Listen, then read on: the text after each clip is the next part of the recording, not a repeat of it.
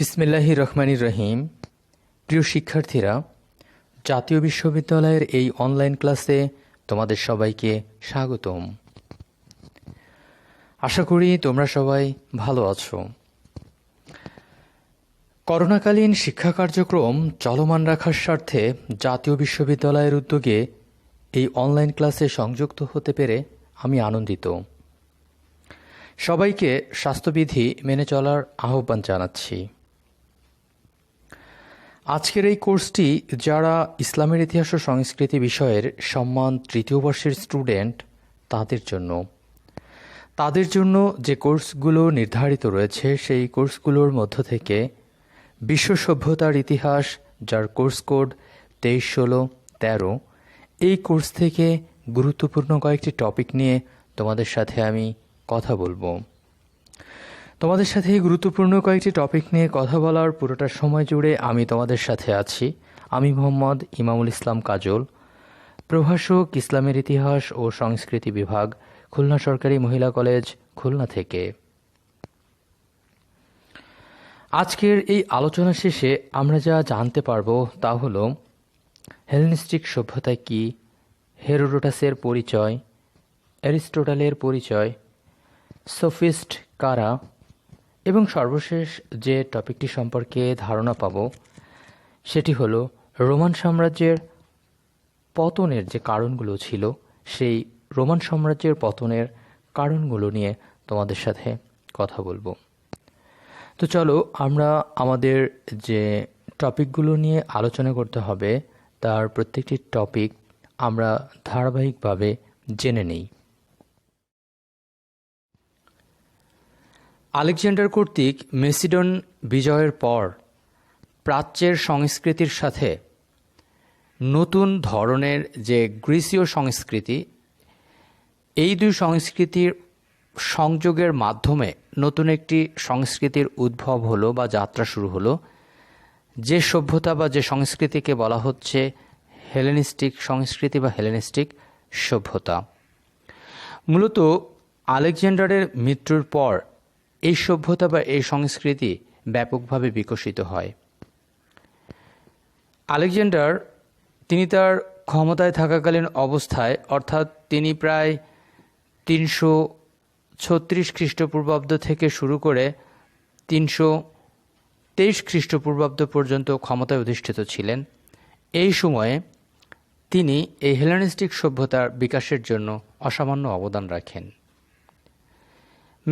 Macedon ছিল মূলত গ্রিসের একটি অংশ, যেটি গ্রিসের উত্তরাংশে অবস্থিত।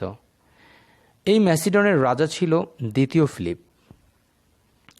ফিলিপ পারস্যের বিরুদ্ধে সমগ্র গ্রিককে একত্র করার জন্য, অর্থাৎ গ্রিক শক্তিকে বৃদ্ধি করার জন্য তিনি স্পার্টা ব্যতীত অন্য যে অঞ্চলগুলো বা স্থানগুলো ছিল সেটি তিনি দখল করে একত্রিত করলেন।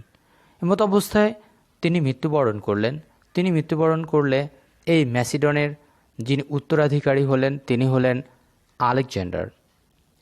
এই আলেকজান্ডার তিনি ম্যাসিডনের ক্ষমতায় অধিষ্ঠিত হলেন, অর্থাৎ দ্বিতীয় ফিলিপের মৃত্যুর পর ম্যাসিডনের রাজা হলেন আলেকজান্ডার।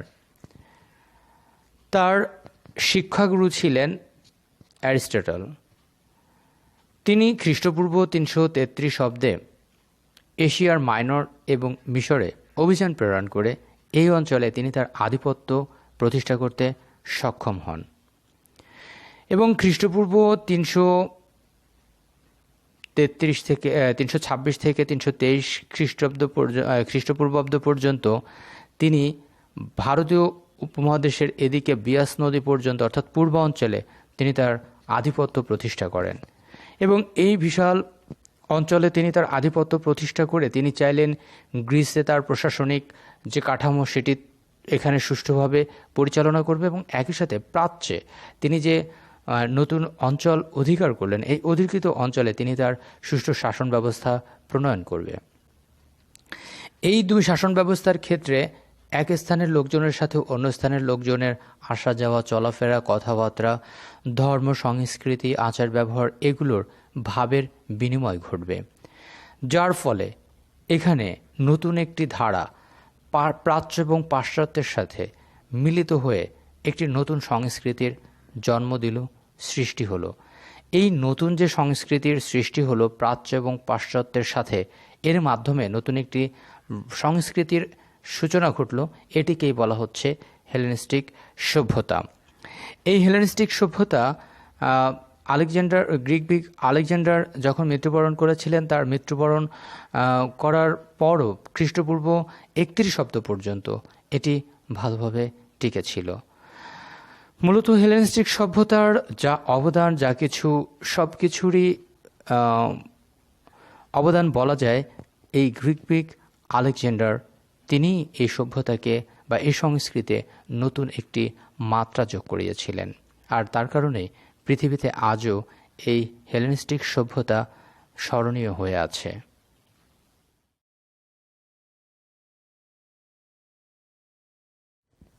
এখন যে টপিকটি নিয়ে আমি তোমাদের সাথে কথা বলবো, সেই টপিকটি হলো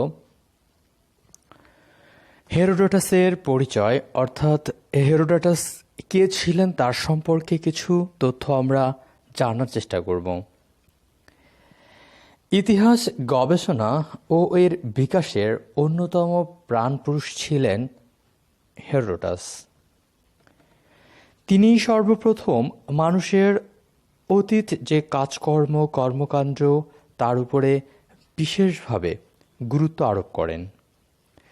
আর এজন্যই তিনি ইতিহাসের জনক হিসেবে বিবেচিত। তিনি গ্রিক পারসিক যুদ্ধের ইতিহাস বর্ণনা করতে যেয়ে হিস্ট্রিয়া শব্দটি সর্বপ্রথম ব্যবহার করেন। এই হিস্ট্রিয়া শব্দের বাংলা অর্থ হচ্ছে সত্যের অনুসন্ধান বা গবেষণা।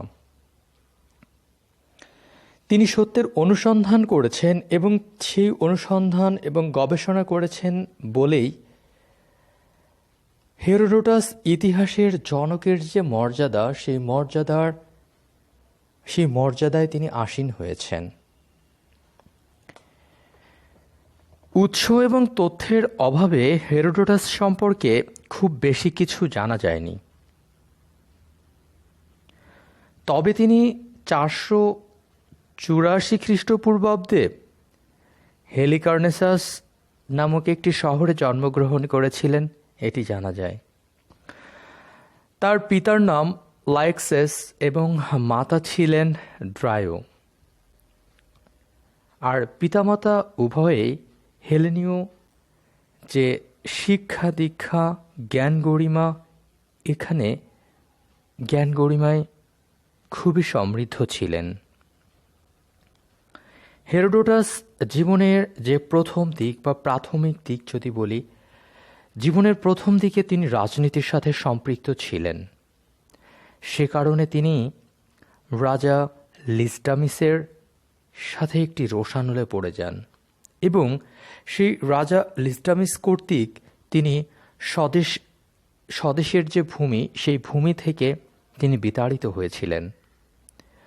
পরবর্তী সময়ে তিনি রাজা লিস্টামিসকে ক্ষমতা বা শাসন ক্ষমতা থেকে তাকে ক্ষমতাচ্যুত করার জন্য তিনি পুনরায় স্বদেশে প্রত্যাবর্তন করেন এবং সফলতার সাথে তিনি নিয়মতান্ত্রিক সরকার ব্যবস্থা প্রতিষ্ঠা করতে সক্ষম হন।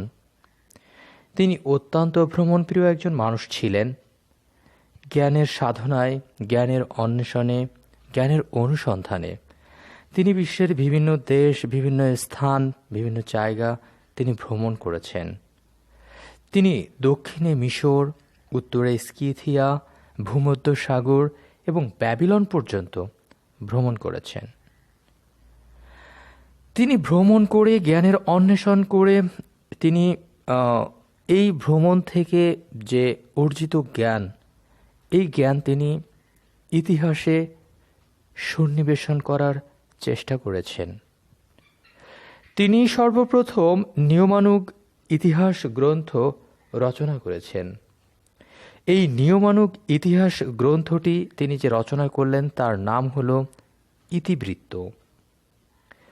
এই ইতিবৃত্ত রচনার মাধ্যমে তিনি সর্বপ্রথম নিয়মানুগ ইতিহাস গ্রন্থ রচনার যে দ্বার সেটি উন্মোচন করলেন। এই ইতিবৃত্তের যে প্রতিপাদ্য বিষয় ছিল সেটি হল গ্রিক পারসিক যুদ্ধের বিবরণ। তিনি তার রচনায় রাজা ক্রোসাসের শাসনকাল থেকে খ্রিস্টপূর্ব 478 অব্দে গ্রিকদের কাছে যে পারসিকদের পরাজয় ঘটেছিল সেই পরাজয়ের বিবরণ এখানে তিনি তুলে ধরেছেন। এই মহান ব্যক্তি যিনি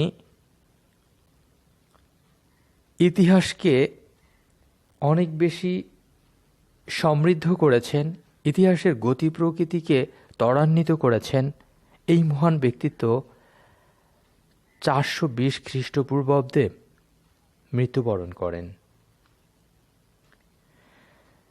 হেরোডোটাস সম্পর্কে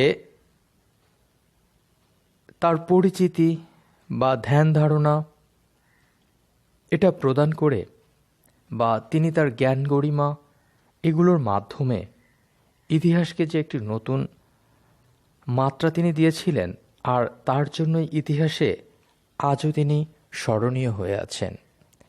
তার মাধ্যমে ইতিহাস একটি স্বতন্ত্র কাঠামো লাভ করেছিল। তিনি সর্বপ্রথম কিংবদন্তিমূলক যেসব রচনা ছিল সেই রচনা লেখালেখির পরিবর্তে অনুসন্ধানের মাধ্যমে ইতিহাস রচনায় মনোযোগী হয়েছিলেন। আর এই সব কারণেই তিনি ইতিহাসের জনক হিসেবে বিবেচিত হয়ে আছেন।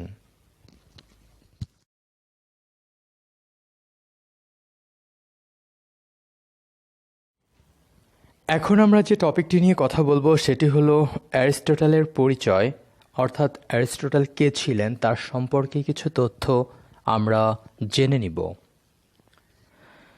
শুধু গ্রিক সভ্যতার ইতিহাসেই নয়, বরং বিশ্ব সভ্যতার ইতিহাসে অ্যারিস্টটল এক উল্লেখযোগ্য নাম। সর্বকালের শ্রেষ্ঠ চিন্তানায়কদের মধ্যে অন্যতম ব্যক্তিত্ব ছিলেন এই অ্যারিস্টটল। তিনি ছিলেন বিশ্বের অন্যতম বাস্তববাদী একজন দার্শনিক এবং সর্বকালের শ্রেষ্ঠ জ্ঞানীদের অন্যতম। জ্ঞানের সব বিভাগেই তিনি তার বিচরণ ঘটিয়েছিলেন, আর এজন্যই তিনি জীববিজ্ঞানের প্রায় সব শাখাতেই অসামান্য অবদান রাখতে সক্ষম হয়েছিলেন। অ্যারিস্টটল 384 খ্রিস্টপূর্বাব্দে ম্যাসিডনের উপকূলবর্তী স্ট্যাগিরা নামক স্থানে জন্মগ্রহণ করেন। 18 বছর বয়সে অ্যারিস্টটল প্লেটোর একাডেমিতে যোগদান করেন এবং সেখানে তিনি প্রায় 20 বছর অধ্যয়ন করেন। খ্রিস্টপূর্ব 347 থেকে খ্রিস্টপূর্ব 343 অব্দ পর্যন্ত অ্যারিস্টটল রাজা ফিলিপসের পুত্র আলেকজান্ডারের গৃহশিক্ষক হিসেবে নিয়োজিত ছিলেন। প্লেটো যখন মারা গেলেন, প্লেটো মারা যাওয়ার সময় যেহেতু তার শিক্ষক, তার গুরু, তার দীক্ষাগুরু যখন মৃত্যুবরণ করলেন, তো মৃত্যুবরণ করার পর তিনি এথেন্স ত্যাগ করলেন। তিনি এথেন্স ত্যাগ করে এশিয়ার মাইনরে চলে গেলেন। তো এশিয়ার মাইনরের একটি স্থান যার নাম হচ্ছে নিউম, এই নিউম নামক শহরে একনায়কতন্ত্র প্রতিষ্ঠিত ছিল। এখানকার একনায়কতন্ত্রের যিনি শাসক ছিলেন তার নাম হার্মিয়াম। তিনি তার দরবারে গেলেন। 342 খ্রিস্টপূর্বাব্দে তিনি পুনরায় আবার আলেকজান্ডারের গৃহশিক্ষক হিসেবে নিযুক্ত হন। খ্রিস্টপূর্ব 334 অব্দে আলেকজান্ডার এশিয়া অভিযানে বের হলেন এবং আলেকজান্ডার যখন এশিয়া অভিযানে বের হলেন তখন তিনি মেসিডন ত্যাগ করে আবার এথেন্সে চলে আসেন এবং সেখানে তিনি লাইসিয়াম নামক একটি শিক্ষাকেন্দ্র গড়ে তোলেন। এটি অনেক সময় চাকরির পরীক্ষায় প্রশ্ন হয়ে থাকে। লাইসিয়াম নামক শিক্ষা কেন্দ্রটি কে গড়ে তুলেছিলেন? এটি অ্যারিস্টটল গড়ে তুলেছিলেন। খ্রিস্টপূর্ব 323 অব্দে আলেকজান্ডারের যখন মৃত্যু হলো, তার মৃত্যুর পর এথেন্সের ক্ষমতাসীনরা অ্যারিস্টটলের বিরুদ্ধে ষড়যন্ত্র এবং নাস্তিকতার অভিযোগ আনতে শুরু করলেন এবং তারা এই অভিযোগের প্রেক্ষিতে তার মৃত্যু দাবি করলেন। তাদের এরকম দাবির প্রেক্ষিতে বা এরকম দাবির সমসাময়িক সময়ে ওই বছরই তিনি ক্যালসিস নামক স্থানে মৃত্যুবরণ করেন।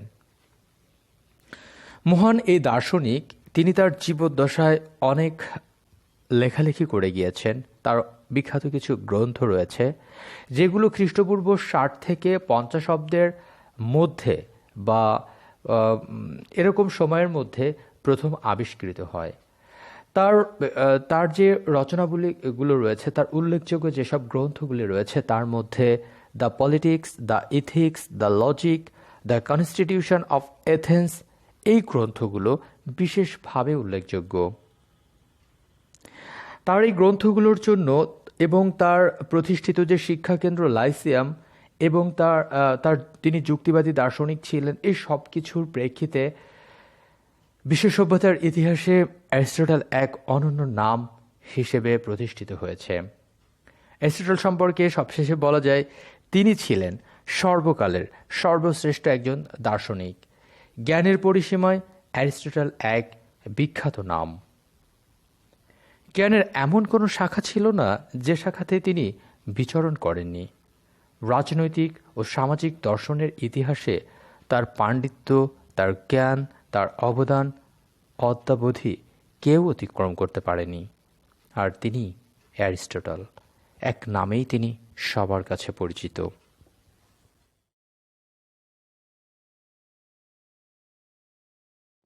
এখন যে টপিক নিয়ে আমি তোমাদের সাথে কথা বলবো সেটি হলো সফিস্ট কারা এবং সফিস্টদের সম্পর্কে কিছু তথ্য আমরা জেনে নিব। বিশ্ব সভ্যতায় গ্রিকদের অবদান এটি অপরিসীম। বিশেষ করে প্রাচীন গ্রিসে গণতন্ত্রের বিকাশ বিশ্ববাসীর সামনে একটি নতুন দিকের উন্মোচন করেছিল। গ্রিকদেরকেই আধুনিক সভ্যতার পথ প্রদর্শক বলা হয়ে থাকে। দর্শন এবং বিজ্ঞানের অগ্রগতিতে গ্রিকদের অবদান ছিল খুবই গুরুত্বপূর্ণ। সফিস্ট কারা? সফিস্ট মূলত তারাই যারা মানুষ ও পৃথিবীর উৎস এবং তাদের বিকাশ সম্পর্কে চিন্তা চেতনা ধ্যান ধারণার ক্ষেত্রে প্রাচীন গ্রিসে একদল যুক্তিবাদী দার্শনিকের উদ্ভব ঘটেছিল। এরাই ইতিহাসে সফিস্ট নামে পরিচিত। তাদের যে দার্শনিক মতবাদ বা তাদের যে চিন্তা চেতনা, তাদের যে বক্তব্য, এই সব কিছুই যে চূড়ান্ত এমন কোনো কথা নেই। তারা তাদের বক্তব্য, তাদের মতামত এগুলো চিরসত্য হিসেবে প্রতিষ্ঠা করতো না, বরং তারা এটাকে প্রমাণ করতে বলতেন। আর এই চিন্তানায়কেরা, সফিস্ট চিন্তানায়কেরা ছিলেন যুক্তিবাদের শিক্ষক। আর এভাবেই গ্রিসে চিন্তা চর্চার যে একটা ক্ষেত্র তৈরি হলো, সেই ক্ষেত্রতে বৈজ্ঞানিক পদ্ধতি প্রবর্তন করা হলো। এই সফিস্টদের মধ্যে খুব উল্লেখযোগ্য কয়েকজন সফিস্ট হলেন সক্রেটিস, প্লেটো, অ্যারিস্টটল। আমরা এই তিনজন ব্যক্তিত্ব সম্পর্কে এখন একটু জেনে নিব। সক্রেটিস ছিলেন সর্বযুগের শ্রেষ্ঠ চিন্তানায়কদের মধ্যে অন্যতম একজন ব্যক্তিত্ব। তিনি কোনো বিষয়ে সিদ্ধান্তে উপনীত হওয়ার জন্য সেই বিষয়টির তুলনা নির্ণয় করতেন। সংজ্ঞার উপরে তিনি অনেক বেশি গুরুত্ব আরোপ করতেন। গণতন্ত্র এবং ন্যায় অন্যায় বা তার অনুরূপ কোনো বিষয় বা জ্ঞানের ক্ষেত্রে তিনি আমরা কি বুঝি না তা নিয়ে প্রশ্নের পর প্রশ্ন তুলে ধরতেন এবং তার মূল বৈশিষ্ট্য বোঝার চেষ্টা করতেন। তা ছিল সক্রেটিসের কাছে শিক্ষার প্রকৃত পদ্ধতি। খ্রিস্টপূর্ব ৪ শতকের ঠিক প্রথম ৪ শতকের শুরুর দিকে, অর্থাৎ খ্রিস্টপূর্ব ৩99 অব্দে মহামতি এই সক্রেটিস তিনি গ্রিসের যে শাসক গোষ্ঠী, সুবিধাভোগী শাসক গোষ্ঠী, তাদের রোষানলে পড়ে এবং রোষানলে পড়ে তিনি প্রাণদণ্ডে দণ্ডিত হলেন। প্লেটো ছিলেন সক্রেটিসের ছাত্র। গ্রিকদের মধ্যে রাজনৈতিক শিক্ষার বিকাশ ঘটানোর মানুষে তিনি এথেন্সে একটি একাডেমি গড়ে তোলেন এবং সেখানে তিনি বৈজ্ঞানিক পদ্ধতিতে সরকার পদ্ধতি বা সরকার ব্যবস্থার যে বিন্যাস সে বিষয়ে তিনি কথা বলেন। তিনি বিখ্যাত একটি গ্রন্থ রচনা করেন দ্য রিপাবলিক নামে। এই রিপাবলিক গ্রন্থে তিনি রাজতন্ত্র, অভিজাততন্ত্র এবং এরকম আরও অনেক বিষয় তিনি তুলে ধরেছেন। প্লেটোর অন্যতম আরেকটি গ্রন্থ হলো তার দীক্ষাগুরু, তার শিক্ষাগুরু সক্রেটিস, যিনি তার জীবদ্দশায় কোনো বই রচনা করে যেতে পারেননি, তিনি কোনো গ্রন্থ রচনা করেন সুযোগ পাননি। তার চিন্তা চেতনা, তার চিন্তাভাবনা, তার দর্শন, এইগুলো সমন্বিতভাবে প্রকাশ করে একটি গ্রন্থ রচনা করলেন যার নাম ডায়ালগস অফ সক্রেটিস। অ্যারিস্টটল ছিলেন সক্রেটিস এবং প্লেটোর পরে দার্শনিক যে চিন্তা চেতনা, সেই চিন্তা চেতনার দিক থেকে এগিয়ে নেওয়ার আরেক ধাপ তিনি অতিক্রম করেছিলেন। তিনি প্লেটোর ছাত্র ছিলেন। তার বিখ্যাত একটি গ্রন্থ রয়েছে দ্য পলিটিক্স। সেই পলিটিক্সে তিনি প্লেটোর থেকে অধিকতর বাস্তবধর্মী প্রশ্ন তুলে ধরেন। অন দ্য হ্যাভেন তার আরও একটি গ্রন্থ, যেটি হচ্ছে বিখ্যাত একটি গ্রন্থ। এই সব দিক বিবেচনা করলে এই সোফিস্টরা গ্রিসের অভ্যন্তরে এই সোফিস্টরা তারা জ্ঞানের ক্ষেত্রে, বিজ্ঞানের ক্ষেত্রে, দর্শনের ক্ষেত্রে এক অসামান্য অবদান রেখেছেন। প্রাচীন গ্রিস বা হেলেনীয় সভ্যতার নিকট আমাদের যে আধুনিক বিশ্ব সভ্যতা, এটি বিভিন্নভাবে বিভিন্ন দিক থেকে অনেক বেশি ঋণী। এথেন্স গণতান্ত্রিক ব্যবস্থার উদ্ভাবন করে বিশ্বকে একটি নতুন রাজনৈতিক দৃষ্টিভঙ্গি দিয়েছিল। আর এ কথা অনস্বীকার্য যে আধুনিক বিশ্বে জ্ঞান, বিজ্ঞান, দর্শনের উৎকর্ষ সাধনে প্রাচীন গ্রিকদের অবদানই সর্বশ্রেষ্ঠ।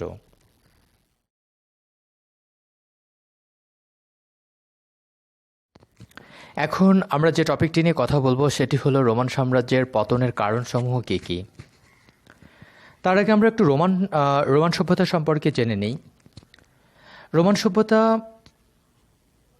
মূলত যখন গ্রিক সভ্যতা বিকাশের চূড়ান্ত পর্যায়ে উপনীত হয়েছিল, তার পূর্বেই ভূমধ্যসাগরের মধ্যবর্তী অঞ্চলে ইটালির টাইবার নদীর তীরে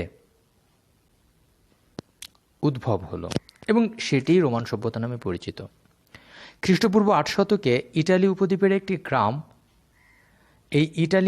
একটি গ্রাম হিসেবে রোমের যাত্রা শুরু হলো এবং 476 খ্রিস্টাব্দে এই রোমান সাম্রাজ্যের পতনের মধ্য দিয়ে রোম নগরীর পতন ঘটে।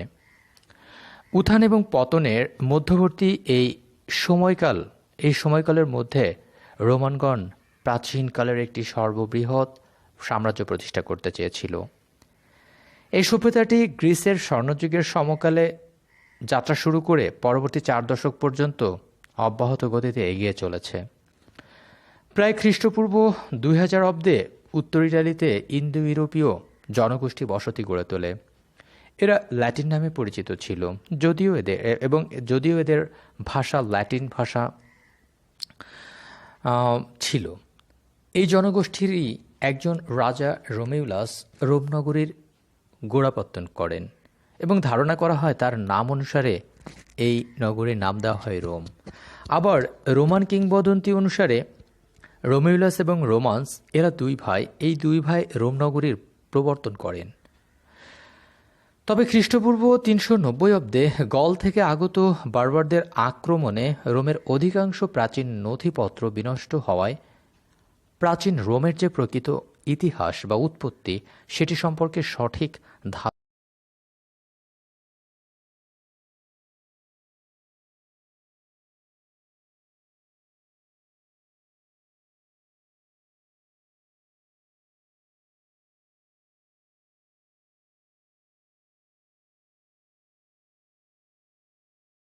দিক থেকে সাহিত্য, দর্শন, আইন, বিজ্ঞান, ধর্ম, স্থাপত্য, ভাস্কর্য, চিত্রশিল্প, বিভিন্ন ক্ষেত্রে তাদের অবদান ছিল।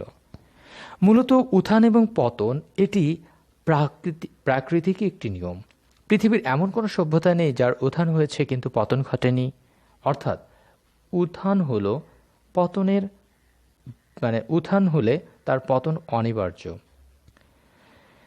সমাজ এবং অর্থনীতির বিভিন্ন অভ্যন্তরীণ যে অসঙ্গতি রোমান সাম্রাজ্যকে মূলত পতনের দিকেই নিয়ে গিয়েছিল।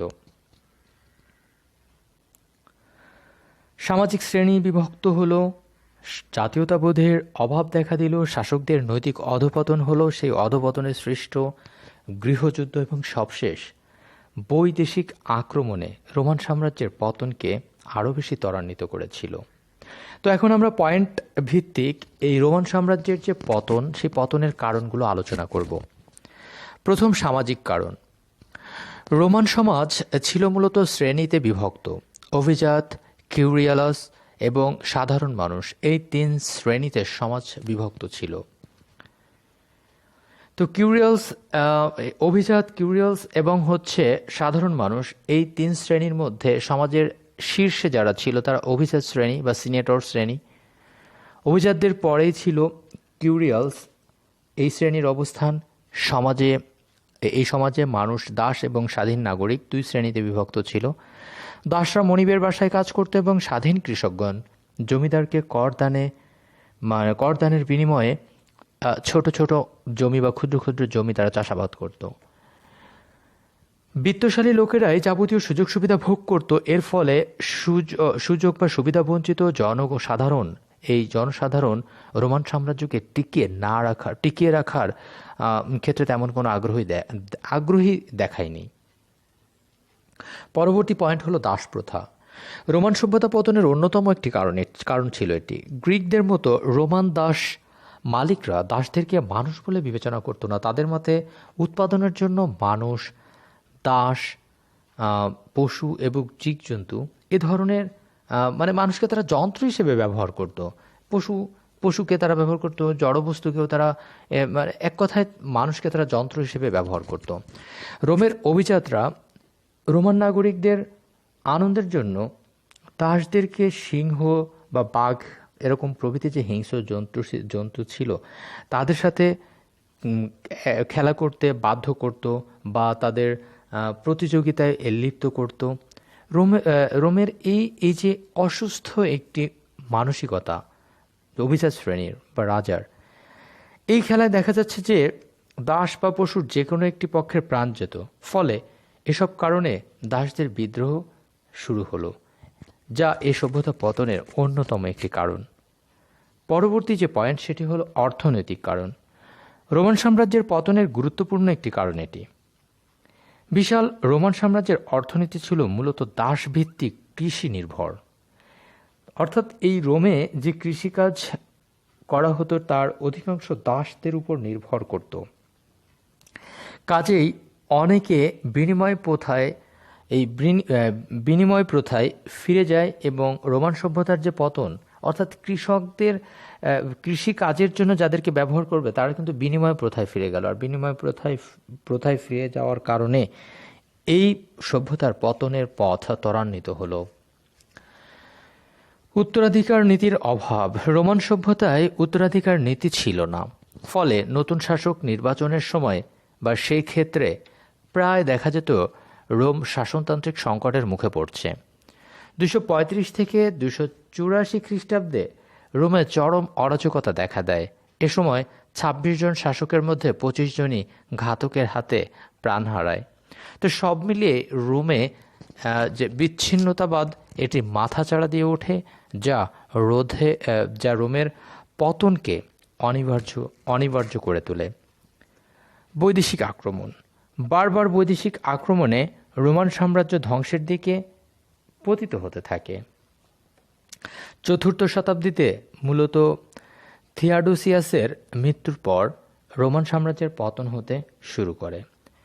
425 খ্রিস্টাব্দে এলরিকের নেতৃত্বে গথ উপজাতি তারা আক্রমণ করল এবং 433 থেকে 44 খ্রিস্টাব্দে হুন জাতির এবং 5ম শতাব্দীতে জার্মানি জাতির আক্রমণে রোমান সাম্রাজ্য পুরোপুরি ধ্বংসস্তূপে পতিত হল।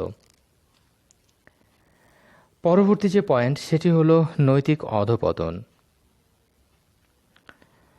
প্রথম দিকে শাসক ও ক্ষমতাধর সামরিক বেসামরিক যে জনগোষ্ঠী কর্তৃপক্ষ ছিল, যেমন দেশপ্রেম ও নৈতিকতা এই বলে যারা বলীয়ান ছিলেন, শেষ পর্যায়ে এসে তারা উল্টো চিত্র দেখাতে শুরু করলেন। অত্যাচার, অনাচার, প্রজাদের পীড়ন, ভোগবিলাস, নারী ও মদ রোমান সমাজকে এমনভাবে গ্রাস করে ফেলে যে তারা চরম নৈতিকতার অবনতির দিকে ধাবিত হলো। আর এসব কারণে শাসক শ্রেণী শাসনকার্যে ভীষণভাবে অমনোযোগী হয়ে পড়ে। পরিণামে তাদের পতন অনিবার্য হয়ে ওঠে। গৃহযুদ্ধ। রোমের রাষ্ট্র ব্যবস্থা, রাজতন্ত্র, অভিজাততন্ত্র, গণতন্ত্র তিনটি ধাপে বিকশিত হয়েছিল। রোমের গণতান্ত্রিক ইতিহাস পর্যালোচনা করলে দেখা যায় যে রোমে কখনোই গণতন্ত্রের সুষ্ঠু বিকাশ হয়নি। এক পর্যায়ে দিগ্বিজয়ী সেনানায়কদের বীরগাথা রোমের গৌরবকে বৃদ্ধি করে। এরূপ একটি মিথ্যা মোহজালে আবদ্ধ হয়ে রোমান জনগণ তারা সেনানায়কদের প্রাধান্য মেনে নিতে কুণ্ঠিত হয়নি। জনগণের মানসিকতার যে সুযোগ, সেই সুযোগে সেনাপতিদের মধ্যে রাজনৈতিক উচ্চাশার একটা সঞ্চার হয়। খ্রিস্টপূর্ব প্রথম ও দ্বিতীয় শতাব্দীতে রোমে গৃহযুদ্ধের রোষানলে পড়ে। এই রোম মূলত গৃহযুদ্ধের কারণে তাদের যে রোম সাম্রাজ্যের পতন, এটি অনেকাংশেই ত্বরান্বিত হয়েছিল। প্রাদেশিক শাসনকর্তাদের অত্যাচার। বিশাল রোম সাম্রাজ্যের বিভিন্ন স্থানে প্রাদেশিক শাসকগণ স্বৈরাচারী হয়ে উঠতে শুরু করে এবং তারা প্রজাদের নিপীড়ন করতে শুরু করে। প্রাদেশিক শাসনকর্তাদের নির্যাতন, জুলুম এতে অতিষ্ঠ হয়ে সাধারণ মানুষ রোম সাম্রাজ্যের পতনের জন্য কাজ করে যেত এবং তারা কামনা করত রোম সাম্রাজ্য পতন হয়ে যাক। এ সময় কেন্দ্রীয় সরকার প্রাদেশিক শাসনকর্তার কেন্দ্রীয় সরকার প্রাদেশিক শাসনকর্তার যে ক্ষমতা, সেই ক্ষমতা জনগণের যে রক্ষা, এই রক্ষার কোনোটাই তারা ব্যবস্থা করতে পারেনি। অর্থাৎ জনগণকে সেই প্রাদেশিক শাসনকর্তাদের হাত থেকে তারা রক্ষা করতে পারেনি। কাজেই রোমান সাম্রাজ্যের আক্রান্ত হলে বা রোম সাম্রাজ্য যখন আক্রান্ত হলো, তখন এই সাধারণ জনগণ, এদের একটি বিরাট অংশ তারা আক্রমণকারীদের পক্ষ অবলম্বন করে। পরবর্তী যে পয়েন্ট, সেটি হলো জাতীয়তাবোধের অভাব। রোমান সাম্রাজ্যের বিভিন্ন জাতিতে যে গঠন ছিল, রোমান সাম্রাজ্যের এই বিভিন্ন জাতিতে যে গঠিত হয়েছিল, তাদের মধ্যে জাতীয়তাবোধের যে তীব্র একটা অভাব, সেটি পরিলক্ষিত হয়। ফলে শাসক ও জনগণের মধ্যে একটি দূরত্বের সৃষ্টি হয়। জাতীয়তাবোধের অভাব রোমান সভ্যতা পতনের অন্যতম একটি কারণ। সর্বশেষ যে পয়েন্ট, সেটি হলো ধর্মীয় কারণ। গ্রাকো রোমান ধর্ম ছিল নৈতিকতা বিবর্জিত। এই গ্রাকো রোমান ধর্ম মূলত নৈতিক দিক থেকে অনেক বেশি প্রতিষ্ঠিত ছিল, কিন্তু তারা যখন নৈতিকতা বর্জিত হয়ে গেল, তখন দেবতার নিকট থেকে রোমান যে ভক্তরা সজ্জীবন প্রার্থনা করত, সেটা না করে তারা বৈষয়িক উন্নতি প্রার্থনা করত। অর্থাৎ তাদের শাসন ব্যবস্থায় কোনো কিছু প্রার্থনা না করে তারা ভোগ বিলাসিতায় বা তাদের পার্থিব জীবন নিয়ে তারা বেশি ভাবতে শুরু করলো। ফলে ধর্মীয় বিশ্বাসের নামে জাদুবিদ্যা, কুসংস্কার রোমান ধর্মে একটা স্থান দখল পেল। তাছাড়া নানা বিধিনিষেধ বা দেখা যাচ্ছে তাদের এই জাদুবিদ্যার কারণে মাদুলি, কবচ, তন্ত্রমন্ত্র রোমবাসীদের ভীষণভাবে ভীত সন্ত্রস্ত করে ফেলে এবং ধর্ম আশীর্বাদের পরিবর্তে তখন সেটি অভিশাপে পরিণত হলো। নীতি আদর্শ বিবর্জিত এই ধর্ম রোমান সভ্যতা পতনের জন্য অনেকটাই দায়ী ছিল। সবশেষে একটা কথা বলা যায় যে আপাত দৃষ্টিতে মনে হতে পারে বর্বর উপজাতি সমূহের আক্রমণে বিশাল রোমান সাম্রাজ্যের পতন ঘটে, কিন্তু কার্যত রোমান সাম্রাজ্যের পতনের এ ধরনের তাৎক্ষণিক ঘটনার আসলে এটি ফল নয়, বরং 2 শতক ধরে রোমান সাম্রাজ্যের পতনের যে ক্ষেত্র, সেটাই কিন্তু প্রস্তুত করা হচ্ছিল বা তৈরি করা হচ্ছিল। দীর্ঘদিনের বিভিন্ন নেতিবাচক ঘটনার সাম্রাজ্যের শক্তিকে এমনভাবে ধ্বংসের দিকে নিয়ে গিয়েছিল যে সমান সভ্যতার পতন সেটি অসম্ভব বা অবশ্যম্ভাবী হয়ে পড়েছিল। অবশেষে 476 খ্রিস্টাব্দে রোমান সাম্রাজ্যের চূড়ান্ত পতন ঘটে।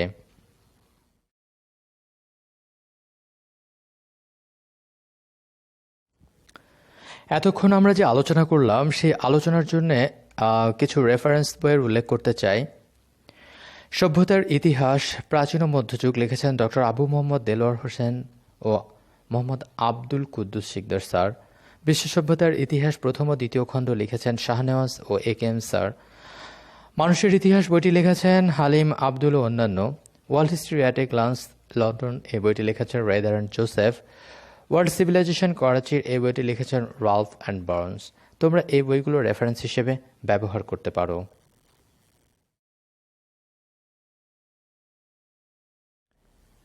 প্রিয় শিক্ষার্থীরা, তোমাদের সবাইকে ধন্যবাদ এতক্ষণ ধৈর্য ধরে আমার ক্লাসের সাথে সংযুক্ত থাকার জন্য। আশা করি আজকের লেকচার থেকে তোমরা কিছুটা হলেও উপকৃত হতে পারবে, আর এটি আরও বেশি উপকৃত হতে পারবে যদি তোমরা বাসায় আমার লেকচারটি কমপ্লিট করে দেন তোমরা একটু পড়াশোনা করো, বই পড়ো, তাহলে তোমরা এখানে আরও তথ্য অ্যাড করতে পারবে, যার মাধ্যমে তোমাদের যে প্রশ্ন এখান থেকে আসবে বা যে প্রশ্নের উত্তর করতে হবে সেটি তোমাদের কাছে সহজ হবে এবং তোমরা সেই সহজ প্রশ্নের উত্তর করে খুব ভালো নাম্বার অর্জন করতে পারবে। তো আশা করি তোমরা বাসায় অবশ্যই যে লেকচারগুলো প্রদান করা হচ্ছে এগুলো অনুশীলন করবা।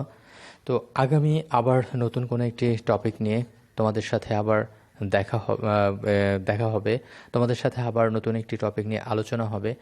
তো ততক্ষণ পর্যন্ত তোমরা ভালো থাকো, সুস্থ থাকো। আল্লাহ হাফেজ।